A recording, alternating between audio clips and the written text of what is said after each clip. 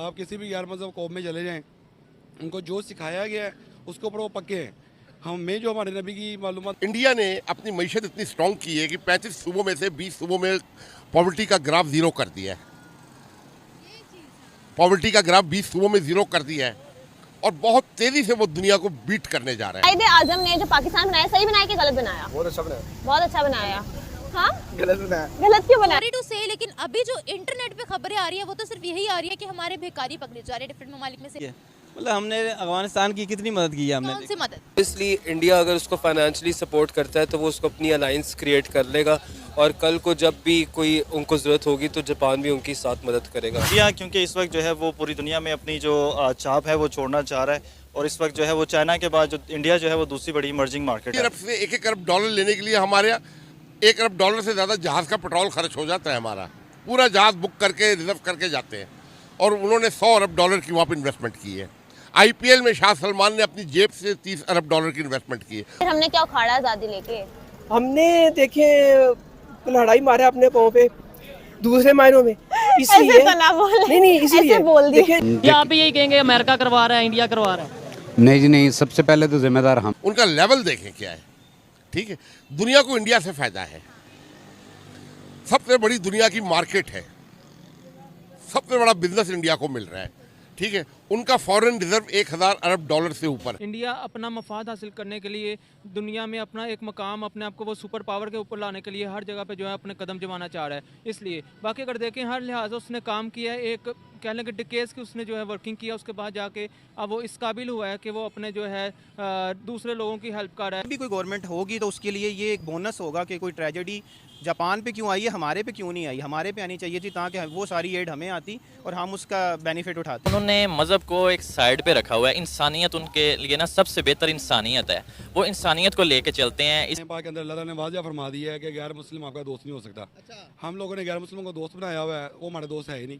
गैर मजहब हमेशा गैर मजहब का ही साथ देगा। 6 से 8 महीने का आ गया था टाइम पीरियड कि हमारा जब सैलाब आया था उसके बाद तुर्की में जो था वो जलजिला आया था और इतनी एड मिली थी उस सैलाब में, इतनी एड मिली थी, शायद आपने भी देखा हो कि ऊपर से बोरियां नीचे फेंकी गई थी आटे की ताकि सिर्फ फोटोशूट हो सके। हम इतनी एड मिली थी लेकिन सैलाब मुतासरीन पर फिर नहीं लगा। देखिए ये तो हमारे मुल्क का अलमिया है कि एड सिर्फ जो होती है ना वो हमारे गवर्नमेंट के लिए एक बेनिफिट होता है।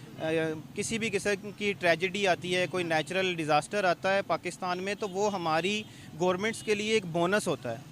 वो हमारे लिए डिज़ास्टर ज़रूर होता है आवाम के लिए, लेकिन हमारी जो भी मौजूदा गवर्नमेंट होती है उसके लिए एक बोनस होता है और उसको वो वेलकम करते हैं। और मेरा ख्याल है कि कोई भी गवर्नमेंट जो पीछे गुजरी है, हमारी 2-3 जो रूलिंग पार्टीज़ रही हैं, उसमें से अभी भी कोई गवर्नमेंट होगी तो उसके लिए ये एक बोनस होगा कि कोई ट्रेजेडी जापान पे क्यों आई है, हमारे पे क्यों नहीं आई। हमारे पे आनी चाहिए थी ताकि वो सारी एड हमें आती और हम उसका बेनिफिट उठाते। ये एक अलमिया ज़रूर है। तो क्या कह सकते हैं इसके ऊपर, यही है कि अल्लाह ताला हुक्मरानों को हिदायत दे इसके ऊपर, रैदर दैन कि हम इन डिज़ास्टर से अपनी जेबें बढ़ें, अपनी पॉकेट्स बढ़ें, अपने जो हैं वो महल्लात बनाते रहें। तो हमें जो लोग डिज़र्व करते हैं उसके ऊपर उनके ऊपर सर्व करना चाहिए, उनको सर्व करना चाहिए। अब बात यह है ना कि इंडिया की खुद इतनी बड़ी रिस्पेक्ट है दुनिया के अंदर। आपको मैंने पहले भी कहा है कि वो G20 का वो मेंबर है। G10 जो दुनिया का सबसे बड़ा ग्रुप है, 10 डेवलप्ड कंट्रीज, इंडिया उसका मेंबर है। ठीक है, इंडिया ने अपनी मईशत इतनी स्ट्रॉन्ग की है कि 35 सूबों में से 20 सूबों में पॉवर्टी का ग्राफ जीरो कर दिया है। पॉवर्टी का ग्राफ 20 सूबों में जीरो कर दिया है और बहुत तेजी से वो दुनिया को बीट करने जा रहा है। नमस्कार, स्वागत है आपका हमारी एक और नई रिएक्शन वीडियो में। आशा करती हूँ कि आप सभी स्वस्थ होंगे और हर रोज कुछ नया सीख रहे होंगे। आज की वीडियो हमारे पड़ोसी देश पाकिस्तान की जनता की और वहाँ के मीडिया के उन विचारों की है जो यह दिखाता है कि वर्तमान समय में वहाँ के नागरिक हमारे देश भारत के बारे में क्या सोचते हैं, भारत की प्राकृतिक उन्नति और विकास को देखकर उनके मन में क्या विचार आते हैं। वे भारत की आर्थिक प्रगति, तकनीकी विकास और वैज्ञानिक उपलब्धियों की प्रशंसा करते हैं। वे भारत को एक मजबूत और उभरती हुई शक्ति के रूप में देखते हैं। वे मानते हैं कि भारत से सीखने और सहयोग करने का अवसर है। दूसरे लोग भारत की तरक्की से चिंतित हैं। उन्हें डर लगता है कि भारत का बढ़ता प्रभाव पाकिस्तान के लिए खतरा बन सकता है। वे भारत के परमाणु हथियार कार्यक्रम और सैन्य शक्ति को देखकर चिंतित हैं। उन्हें लगता है कि भारत कश्मीर व अन्य मुद्दों पर पाकिस्तान के साथ उचित व्यवहार नहीं करता है। वहीं कुछ लोग भारत की तरक्की में उदासीन हैं। तो पूरा वीडियो बहुत ही इंटरेस्टिंग होने वाला है, उसे अंत तक अवश्य देखें। साथ ही अपनी राय हमें कमेंट बॉक्स में अवश्य बताएं। अगर वीडियो पसंद आए तो वीडियो को लाइक करें और चैनल पर पहली बार आए हैं तो चैनल को सब्सक्राइब करें और अधिक से अधिक शेयर करें। चलिए शुरू करते हैं। इंडिया का कोई मुकाबला नहीं है। हम इस टाइम इंडिया के पाँव के बराबर भी नहीं है। आईटी इंडस्ट्री की बात की जाए तो इंडिया इस टाइम लीड कर रही है और हम इंडिया से कोसों दूर हैं। नहीं, वो आगे हमसे। अच्छा, मुकाबला बिल्कुल नहीं कर सकते? नहीं, करने पे आए, अगर ये कोशिश करें तो फिर हो सकता है। नहीं सर, आप आ जाएं, करने पे अभी आ जाएं, बताएं, आप गवर्नमेंट को ऐलान करें। बिल्कुल नहीं कर सकते क्योंकि इंडिया टोटल डिजिटलाइज हो गया है। मोदी ने ये वादा किया था कि मैं पूरे कंट्री को पैसों के बगैर बाज़ार में घूमने दूंगा, और आज आप देख सकते हैं कि बाज़ार में जो भी बंदा घूमता है उसके पास पैसा कैश नहीं होता, कार्ड होता है। चाय वाला अगर हो वो पाकिस्तान की तकदीर बदल दे, ऐसा लीडर चाहिए। ये ऑक्सफोर्ड वाला हो लेकिन वो IMF के पास जाए, कौन सा चाहिए, चाय वाला या ऑक्सफोर्ड वाला? भाई फिर ये चाय वाली सीधी सी बात है, अनपढ़ को भी पता है कि जो काम जिसने करना है, हमें काम वाला बंदा चाहिए, जिसने पैसे लेके चले जाना, बाहर इलाज करवाने के लिए चले जाना, वापिस ही नहीं आना। और इस वक्त जो जिस तरह कहा जाता है ना कि China slows and India grows, और फिर दूसरी खूबसूरती उनकी ये है कि इंडियन इंस्टीट्यूट ऑफ टेक्नोलॉजी के बच्चे आके इस वक्त अमेरिका पे काबज हो चुके हैं। अमेरिकन इस वक्त अंडर थ्रेट है, परेशान है। जब इकट्ठे बैठते हैं, जब 2-2 शॉट लगा लेते हैं विस्की के या बियर के, तो पागल हो जाते हैं। कहते ओए, बात करो सबसे अच्छा निज़ाम भी उनके, पता नहीं, मैं तो उस दिन गिन रहा था कोई 10-15 तो उनके सिर्फ और सिर्फ ये Vande Bharat train, orange train, green train line, और पता नहीं कितनी कितनी ट्रेन लाइन से उनकी। लेकिन मैं यहाँ पे ये भी कहना चाहूँगा कि हम सिर्फ यहाँ पे बैठकर जो है ना गवर्नमेंट को जो है ना वो ब्लेम नहीं कर सकते। गवर्नमेंट को ब्लेम नहीं कर सकते, इंसान को अपने आप को खुद बदलना पड़ेगा।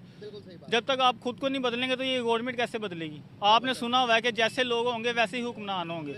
आप देखें, आप एक्सेप्ट करें इस चीज़ को कि हम खुद लोग जो है ना बेईमान हैं।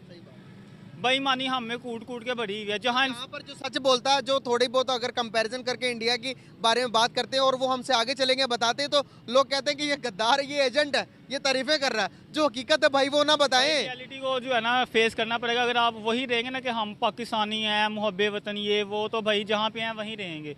अगर आगे बढ़ना है तो रियलिटी को फेस करना पड़ेगा। लगता है कि आपको टेक्नोलॉजी का लिहाज से कौन ज़्यादा एडवांस कंट्री है? पाकिस्तान, इंडिया, बांग्लादेश, कौन है इन तीनों में? इंडिया ज़्यादा। क्यों सर? उसकी क्वालिफिकेशन पे तवज्जो है। बांग्लादेश क्यों नहीं? बांग्लादेश तकरीबन वो क्राइसिस में जा रहा है। अच्छा, हाँ किस जी, चीज़ का क्राइसिस में जा रहा है? देखे ना कि कोई भी इंडिया का धावा जो है ना, हमला इंडिया पे बोलता है ज़्यादातर। इंडिया का हमला इंडिया पे बोलता है?